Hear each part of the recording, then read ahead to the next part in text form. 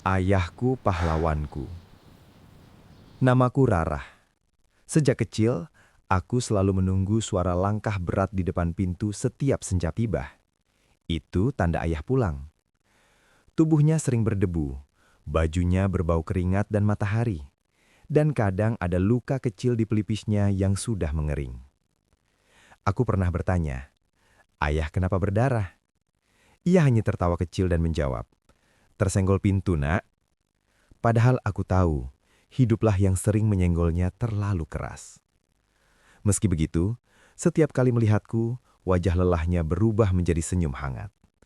Ia selalu mengacak rambutku dan bertanya tentang sekolah, seolah-olah dunia tak pernah menyakitinya. Aku belum mengerti saat itu, bahwa setiap luka di wajahnya adalah bukti ia sedang berperang, bukan untuk dirinya, tapi untukku. Ayah bekerja sebagai petugas kebersihan di terminal kota. Setiap pagi sebelum matahari benar-benar terbit, ia sudah berangkat dengan seragam biru yang warnanya mulai pudar. Banyak orang melewatinya tanpa melihat. Sebagian bahkan menutup hidung seolah ayah membawa bau yang tak pantas didekati. Pernah suatu hari, aku melihat seorang pria melempar sampah tepat di depan ayah dan berkata, "Sudah ada tukang satunya." Tanganku mengepal. Tapi ayah hanya membungkuk, memungut sampah itu, lalu tersenyum. Tidak ada pekerjaan yang hina, Rara. Yang hina itu hati yang kotor, ucapnya lembut. Saat itu aku belum sepenuhnya paham. Aku hanya melihat seragam lusuhnya. Aku belum sadar bahwa di balik kain pudar itu ada hati paling bersih yang pernah kumiliki. Hari itu hujan turun begitu deras, seperti langit ikut menumpahkan kesedihannya. Aku berdiri di pinggir terminal menunggu ayah pulang. Dari kejauhan, kulihat ia tetap menyapu genangan air yang bercampur sampah, meski seragamnya basah kuyup menempel di tubuhnya. Yang paling membuat hatiku perih adalah sepatu hitamnya. Solnya hampir terlepas, dan air masuk tanpa ampun setiap kali ia melangkah. Setiap langkah seperti menyimpan rasa dingin yang menusuk. Saat ia mendekat, aku pura-pura tersenyum. "Ayah tidak kedinginan?" tanyaku. Ia tertawa ringan. "Ini gratis rendam kaki, Nak." Candanya terdengar ringan, tapi aku tahu ia menahan gigil. Malam itu, di balik pintu kamar, aku menangis. Untuk pertama kalinya aku merasa begitu kecil, karena tak mampu membeli sepasang sepatu layak untuk pahlawanku sendiri. Di sekolah, pembicaraan tentang pekerjaan orang tua selalu membuatku gelisah. Teman-temanku bangga bercerita tentang ayah mereka yang dokter, pengusaha, bahkan pejabat. Saat giliranku tiba, jantungku berdebar tak karuan. Tanpa berpikir panjang, aku berkata, "Ayahku kerja di kantor." Kebohongan itu meluncur begitu saja, seolah-olah aku sedang menyelamatkan harga diriku. Mereka mengangguk agum, dan aku tersenyum. Tapi senyum itu terasa pahit. Sepulang sekolah, aku melihat ayah duduk di teras, membersihkan sepatunya yang sobek dengan sabun bekas. Ia menyapaku dengan wajah penuh bangga, menanyakan hariku. Dadaku sesak. Ia tak tahu, hari itu aku baru saja menghapus jati dirinya demi terima oleh dunia kecilku. Dan rasa bersalah itu mulai tumbuh, pelan tapi menghancurkan. Kebohonganku akhirnya terbongkar dengan cara yang paling memalukan. Seorang teman sekolah melihat ayah sedang menyapu terminal, lengkap dengan seragam birunya yang lusuh dan sepatu yang hampir lepas. Keesokan harinya, bisik-bisik itu berubah menjadi tawa. "Katanya kerja di kantor," ejek mereka. Aku merasa dunia runtuh. Sepulang sekolah, aku menangis sejadi-jadinya. Ayah sudah tahu semuanya dari tetangga yang kebetulan mendengar cerita itu. Aku menunggu ia marah. Tapi yang keluar dari bibirnya justru kalimat yang membuat dadaku seperti diremas. "Maaf ya, Nak, kalau pekerjaan ayah bikin kamu malu." Saat itu juga, aku merasa menjadi anak paling durhaka. Ia tidak membela diri, tidak menyalahkanku. Justru ia meminta maaf atas sesuatu yang seharusnya kubanggakan. Dan disitulah untuk pertama kalinya, aku benar-benar merasa kalah oleh ketulusan ayahku sendiri. Beberapa minggu setelah kejadian itu, aku tanpa sengaja mendengar percakapan ayah dengan pemilik warung dekat rumah. Ayah berhutang beras. Ia berjanji akan membayar setelah gajian. Hatiku bergetar. Selama ini aku tidak pernah kekurangan uang saku, tidak pernah terlambat membayar les, bahkan tetap bisa ikut lomba sains yang biayanya tidak sedikit. Aku baru tahu ayah sering melewatkan makan siangnya agar aku bisa tetap belajar.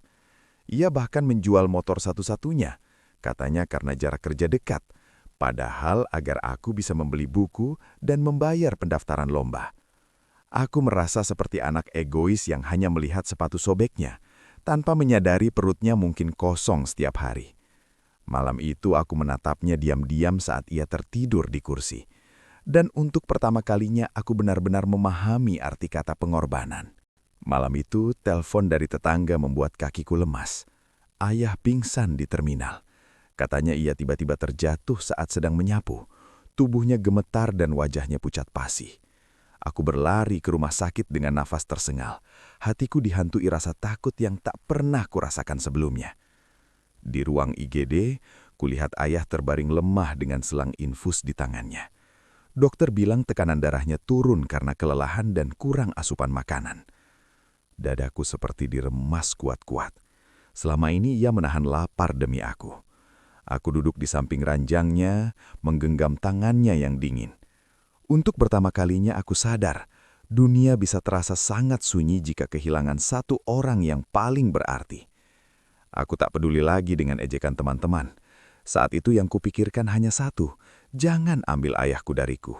Di bawah cahaya lampu neon rumah sakit yang pucat malam itu, aku memandangi wajah ayah yang tampak jauh lebih tua malam itu. Kerutan di dahinya terlihat jelas, seolah setiap garis menyimpan cerita perjuangan yang tak pernah ia ceritakan.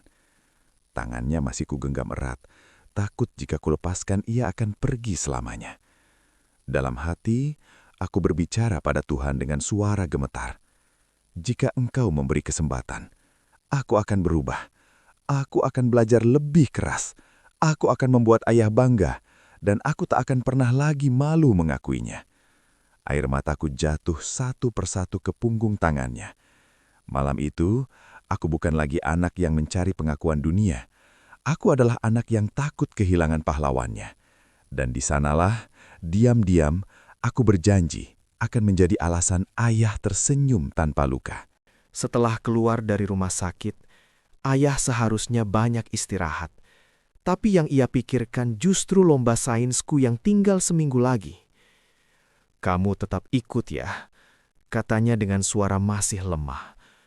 Aku ragu, bagaimana mungkin aku fokus belajar saat melihatnya masih sering pusing dan batuk di malam hari. Namun setiap kali aku menatap matanya, aku melihat keyakinan yang tak tergoyahkan. Ia duduk di sampingku saat aku belajar, meski kadang kepalanya terangguk karena lelah. "Ayah mungkin tidak bisa bantu hitung rumusmu, tapi ayah bisa doakan," ujarnya pelan. Kata-kata itu menjadi bahan bakarku. Aku belajar hingga larut, menahan kantuk dan air mata. Kali ini aku bukan belajar demi nilai. Aku belajar untuk membalas semua nasi yang tak ia makan, semua lelah yang tak pernah ia keluhkan. Hari pengumuman lomba terasa seperti hari penghakiman. Aula sekolah penuh dengan peserta dan orang tua yang tampak percaya diri. Aku berdiri di tengah keramaian, jantungku berdetak begitu keras, hingga rasanya bisa terdengar orang lain. Ketika pembawa acara menyebutkan juara pertama, waktu seperti berhenti.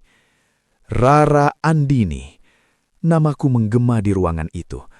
Aku terpaku, lalu gemetar saat naik ke atas panggung. Mataku langsung mencari satu wajah yang paling penting.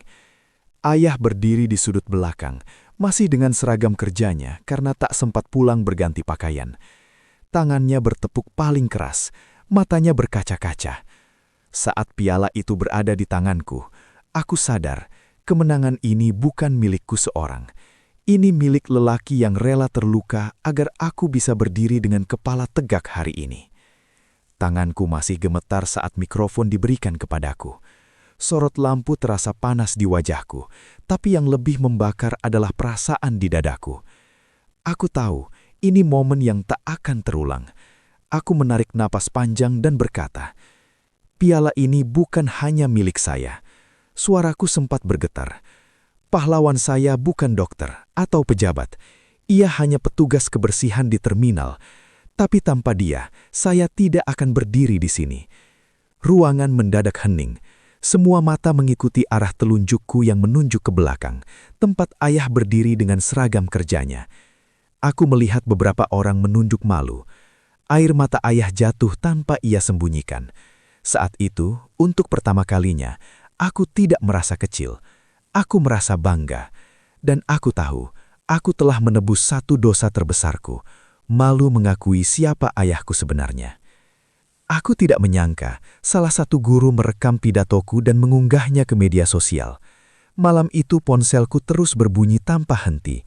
Video itu dibagikan ribuan kali. Judulnya bahkan dibuat dramatis. Anak petugas kebersihan ini bongkar fakta yang bikin satu aula menangis. Komentar mengalir deras. Banyak yang menangis, banyak yang merasa tersentuh. Ada yang berkata ayahku adalah pahlawan sejati. Keesokan harinya, wartawan datang ke rumah sederhana kami. Tetangga yang dulu hanya tersenyum biasa, kini menatap ayah dengan rasa hormat. Aku melihat perubahan itu dengan mata kepala sendiri. Dunia yang dulu menertawakan kami, kini memuji. Tapi yang paling membuatku haru adalah ayah tetap sama. Ia hanya tersenyum dan berkata, "Ayah cuma melakukan tugas ayah." Dan justru kesederhanaannya itulah yang membuat kisah kami menyentuh begitu banyak hati. 3 hari setelah video itu viral, sebuah mobil hitam berhenti di depan rumah kontrakan kami. Seorang pria dan wanita berpakaian rapi turun sambil membawa map tebal. Mereka memperkenalkan diri sebagai perwakilan sebuah perusahaan besar yang tergerak oleh kisah kami. Aku pikir itu hanya mimpi. Mereka menawarkan beasiswa penuh untukku hingga lulus kuliah, bahkan biaya hidup ditanggung. Bukan hanya itu, mereka juga menawarkan pekerjaan tetap untuk ayah di gedung perkantoran mereka, dengan gaji lebih layak dan fasilitas kesehatan. Aku melihat ayah terdiam lama, matanya berkaca-kaca. Ia seperti tak percaya hidup bisa berubah secepat ini. Dulu ia dipandang rendah, kini dihormati dan ditawari masa depan baru. Saat perwakilan itu pergi, rumah kecil kami terasa berbeda. Seolah harapan benar-benar mengetuk pintu dan berkata, "Kini giliran kalian bahagia." Aku menyerahkan surat resmi beasiswa itu ke tangan ayah dengan jari gemetar.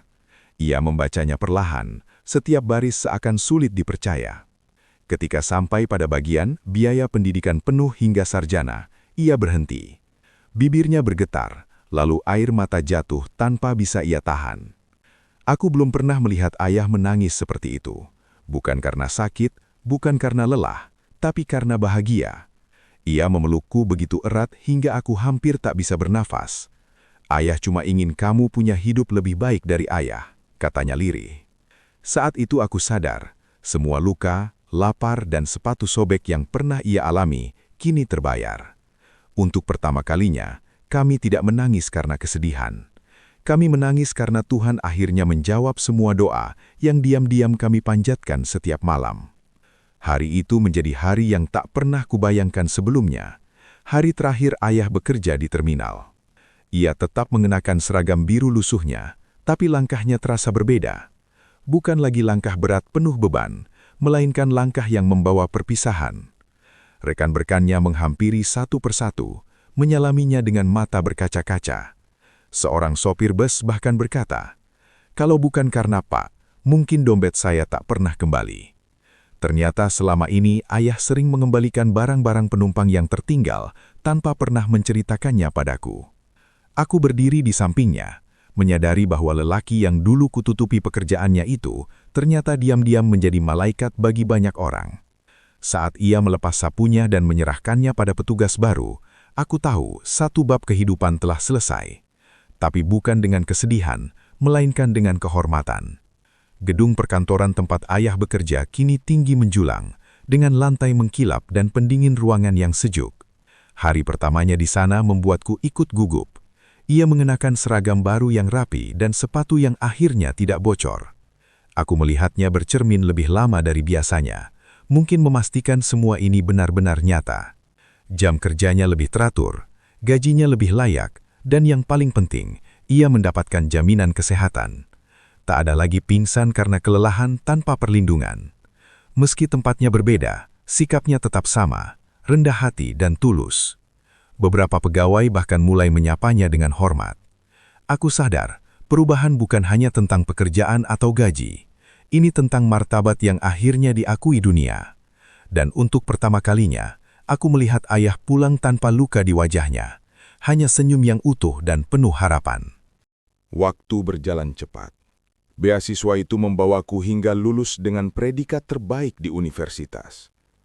Hari wisudaku menjadi hari yang tak pernah kubayangkan saat melihat sepatu bocor ayah bertahun-tahun lalu. Aku berdiri di panggung mengenakan toga, sementara ayah duduk di barisan depan dengan kemeja putih sederhana. Kini wajahnya tak lagi penuh luka kelelahan. Dengan gaji pertamaku, aku tak membeli tas mahal atau ponsel baru. Aku pergi ke toko sepatu dan memilih sepasang sepatu kulit hitam terbaik yang mampu kubayar. Saat memberikannya pada ayah, tangannya gemetar. "Untuk apa mahal-mahal, nak?" katanya lirih.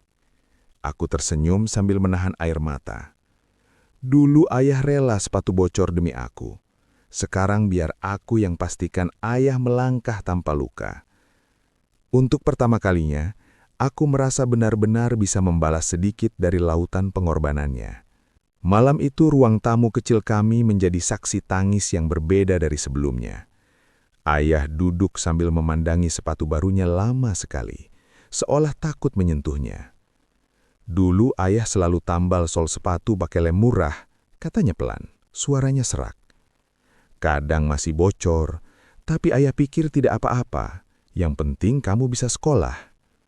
Aku tak mampu lagi menahan air mata. Semua kenangan tentang hujan, terminal, dan ejekan teman-temanku kembali seperti potongan film yang diputar ulang. Tapi kali ini bukan dengan rasa malu, melainkan rasa bangga. Aku berlutut di depannya dan memakaikan sepatu itu ke kakinya. Pas, sempurna. Saat ia berdiri dan mencoba melangkah, senyumnya begitu lebar. Di ruang tamu sederhana itu, aku tahu satu hal pasti. Luka-luka lama kami telah berubah menjadi pijakan menuju kebahagiaan. Banyak orang bertanya padaku, siapa pahlawan yang paling kuidolakan? Dulu mungkin aku akan menyebut nama tokoh besar di buku pelajaran. Tapi hidup mengajariku satu hal yang tak tertulis di halaman manapun. Pahlawan sejati bukan mereka yang berdiri di panggung dengan tepuk tangan meriah. Pahlawan sejati adalah lelaki yang diam-diam menahan lapar agar anaknya bisa makan. Lelaki yang tetap tersenyum meski kakinya basah karena sepatu bocor diterpa hujan. Lelaki yang rela dihina demi masa depan anaknya. Setiap kali aku mengingat masa kecilku, ada satu bayangan yang selalu muncul. Punggung ayah yang membungkuk menyapu terminal, sementara aku pura-pura tak melihatnya karena malu. Hari ini, justru bayangan itu yang membuat dadaku penuh kebanggaan. Ia tidak pernah memegang senjata, tidak pernah mendapat penghargaan, tidak pernah diwawancarai televisi. Namun ia berperang setiap hari, melawan lelah, melawan hinaan, melawan nasib. Kini aku mengerti, pahlawan sejati tidak selalu mengenakan jubah. Kadang, ia hanya mengenakan seragam lusuh dan sepatu tambalan. Dan bagiku, pahlawan itu bernama ayah. Hari itu aku berdiri di depan sebuah rumah kecil yang baru saja kubeli. Tidak mewah, tidak besar, tapi cukup untuk dua orang yang pernah tidur beralaskan tikar tipis dan bocor saat hujan. Aku menggenggam tangan ayah saat menyerahkan kunci itu padanya. Tangannya kembali gemetar, seperti saat menerima surat beasiswaku dulu. "Ayah, ini rumah kita," ucapku pelan. Ia terdiam lama, matanya menyusuri dinding, jendela, dan halaman kecil yang bisa ditanami bunga kesukaannya. Lalu, tanpa aba-aba, ia memelukku erat. Tangisnya pecah, tangis lelaki yang selama hidupnya lebih sering menahan air mata daripada mengeluarkannya. "Ayah tidak pernah bermimpi sejauh ini, Nak," katanya terbata. Aku tersenyum di sela air mata, tapi ayah selalu membuatku bermimpi. Kami duduk di ruang tamu kosong, tanpa sofa, tanpa lemari, hanya ada kami dan perjalanan panjang yang akhirnya menemukan pelabuhannya. Aku sadar, kebahagiaan bukan tentang seberapa besar rumah atau seberapa mahal sepatu. Kebahagiaan adalah ketika aku bisa melihat lelaki yang dulu menyapu terminal dengan sepatu bocor, kini tersenyum tanpa beban. Dunia mungkin tak pernah menobatkannya sebagai pahlawan, tapi bagiku dan untuk selamanya, ayahku adalah pahlawan terhebat yang pernah kumiliki. Dan kali ini, akhir cerita kami bukan tentang air mata kesedihan, melainkan tentang cinta yang akhirnya menang.